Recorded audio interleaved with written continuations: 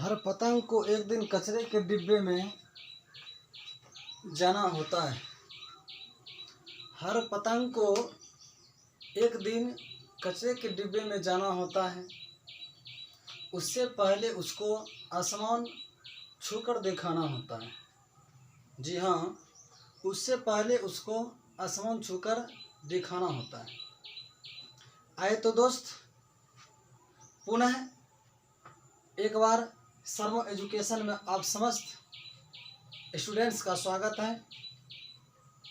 इससे पहले मैं आप लोगों को क्लास 10th का चैप्टर 3 का इंट्रोडक्शन मैंने दे चुका था।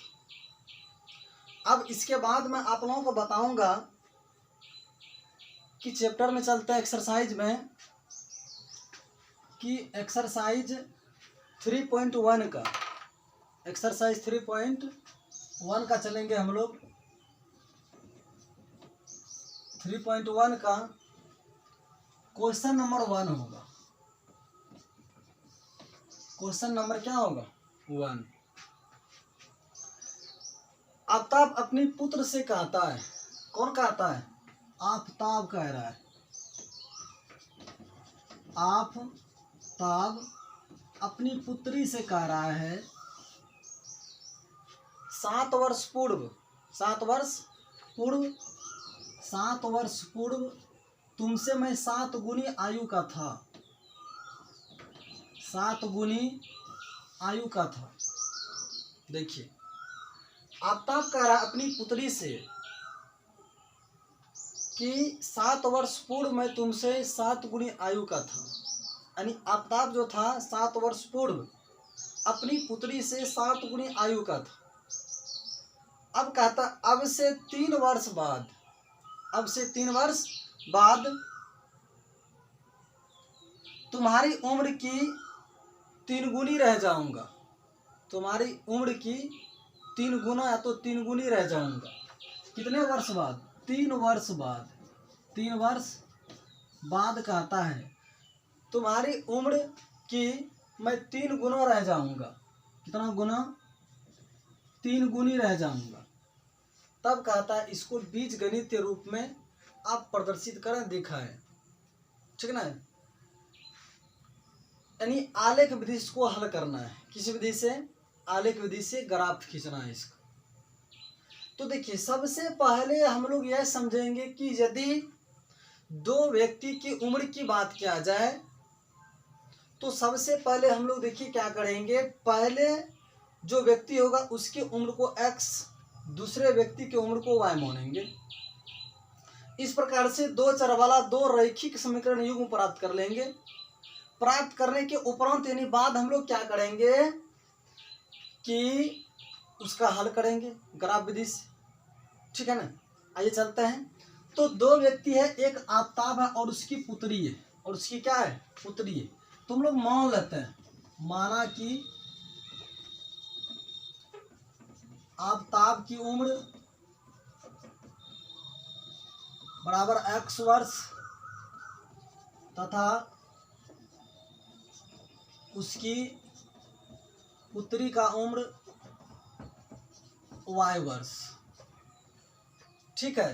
बोले किसी को दिक्कत नहीं ना? देखिए करेंगे क्या हम लोग? प्रश्न से चलेंगे। क्या चलेंगे? प्रश्न से। इतना इजी क्वेश्चन है और इतना आसानी से आप लोगों को बताऊंगा, आप लोगों को सिर्फ एक बार में समझ में आएगी क्वेश्चन, इसमें कोई संदेह नहीं। देखिए कि 7 वर्ष पूर्व कहता है आफ्ताब, तो आफ्ताब की उम्र को x माना। ठीक है? और उसकी पुत्री को उम्र को y माना। सबसे पहले ऐसे लिख लीजिए। अब 7 वर्ष पूर्व की बात कर रहा है तो 7 वर्ष पूर्व वाली उम्र ज्ञात करेंगे हम लोग, घटाते हैं। क्या करते हैं? घटाते हैं। तो 7 वर्ष पूर्व है तो 7 वर्ष पूर्व यदि है तो हम लोग क्या करेंगे? 7 घटाएंगे इसमें आफ्ताब की उम्र में, और उसके पुत्री की उम्र में भी क्या करेंगे? 7 घटाएंगे। अब कहता है आफ्ताब की 7 वर्ष पूर्व में तुमसे 7 गुनी आयु का था, यानी पुत्री की उम्र का वह 7 गुनी का था। ठीक है ना? अब देखिए x - 7 हो गया बराबर 7 गुने y क्या हो जाएगा? 7y। अब प्लस माइनस क्या हो जाएगा? माइनस 7 कितना? 49 हो जाएगा। या देखिए एक्स 7 इधर प्लस मिलाएंगे इधर माइनस में 7 हो जाएगा, बराबर माइनस 49 आपका पहले से है। अब 7 माइनस 7 इधर माइनस में आ जाएगा, उधर प्लस में 7 हो जाएगा, या एक्स माइनस 7 हो जाएगा, बराबर कितना -42। माइनस क्या हो जाएगा 42 हो जाएगा। क्योंकि देखिए यह 49 माइनस में है, 7 क्या है प्लस में, तो ज़्यादा माइनस वाला है तो ज़्यादा क्या होगा माइनस में रहेगा, -42 हो जाएगा। इसको समीकरण 1 मान लेंगे। हाँ, अब देखिए पुनः प्रश्न से क्या कहता है, अब फिर कह रहा है कि 3 वर्ष बाद फिर वही क्रियाकलाप करेंगे हम लोग। पहले एक्स लिखेंगे, उसके बाद वाई लिखेंगे। 3 वर्ष बाद तो बाद वाली उम्र ज्ञात करने के हम लोग जोड़ते हैं, ऐड करते हैं।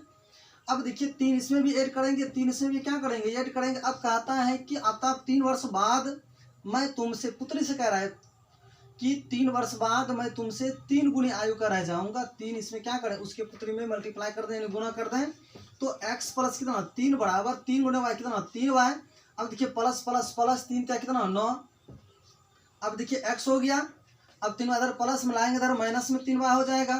अब 9 3 प्लस में जाएगा उधर माइनस में 3 हो जाएगा, या x minus 3y is equal to क्या 9 में 3 सब्ट्रैक्ट कीजिए कितना हो जाएगा 6 हो जाएगा, होगा ना।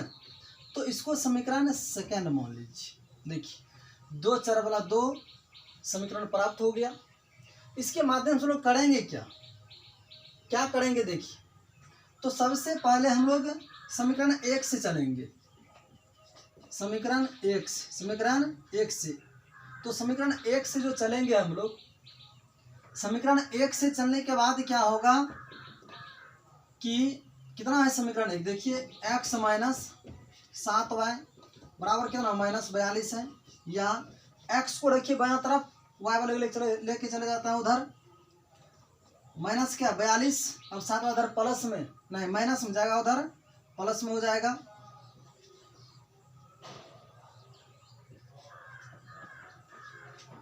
बोलिए किसी को दिक्कत। इसके लिए अब बिंदु निकालना है।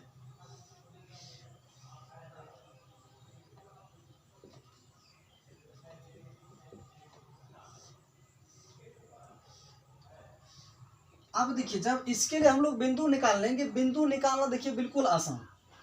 अब ऐसा y पर वैल्यू रखेंगे ताकि मल्टीप्लाई होकर के इसमें घट जाए, तो कुछ भी रखेंगे वैसा रखना है ताकि संतुष्ट कर दे समीकरण को, ठीक है ना। अब देखिए इस पर आप 6 रख दीजिए, 6 रख दिए y पर। अब 7 गुना 6 कीजिएगा, क्या होगा 42 होगा ना। अब 42 आमदनी है, 42 कर जाए कितना 0, यानी x के बराबर यह है समीकरण। तो इसलिए y पर रखेंगे तो किसका वैल्यू आएगा, x का। तो 6 रखे तो क्या आया 0 आया x का वैल्यू। अब क्या रखना पसंद करेंगे आप लोग, देखिए 7 रख दीजिए। क्या रखेंगे 7। जब 7 रखेंगे y पर तो सस्ता कितना 49 आमदनी हो जाएगा, और 42 क्या हो जाएगा कर्जा होगा ना।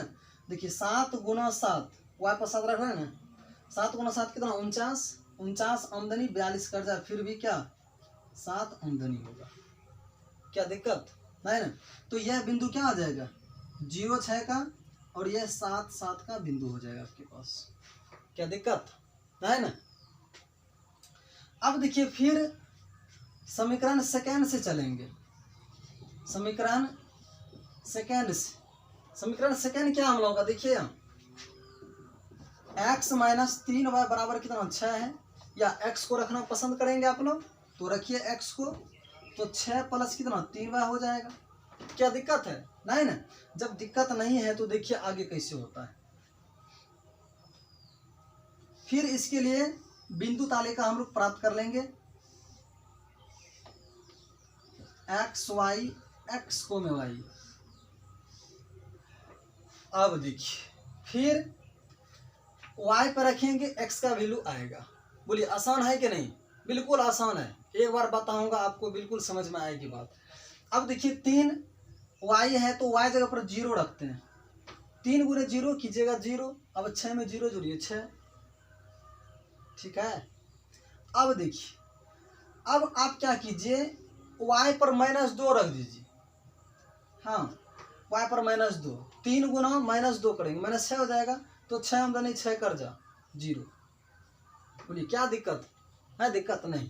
अब देखिए 6 0, अब 0 का -2। हाँ, अब इसके लिए आलेख तैयार कर कीजिए। जब बिंदु निकल गया तो आलेख बिल्कुल आप लोग बना सकते हैं, इसमें कोई संदेह नहीं है। देखिए कैसे,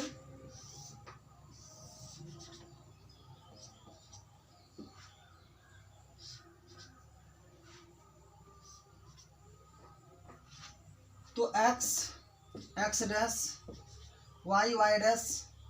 अब एक दूरी लीजिए आप लोग, 1 2 3 4 5 6 7 8 9 भी ले सकते हैं आप लोग, 1 2 3 4 5 6 7 8 9।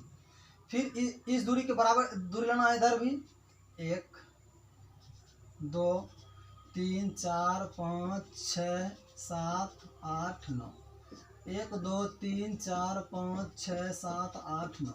अब देखिए माइनस में भी बिंदु आया है तो माइनस भी लेना है, तो -1 -2, इधर भी -1 लेते हैं, -2, क्योंकि -2 तक है, ज़्यादा नहीं लेंगे।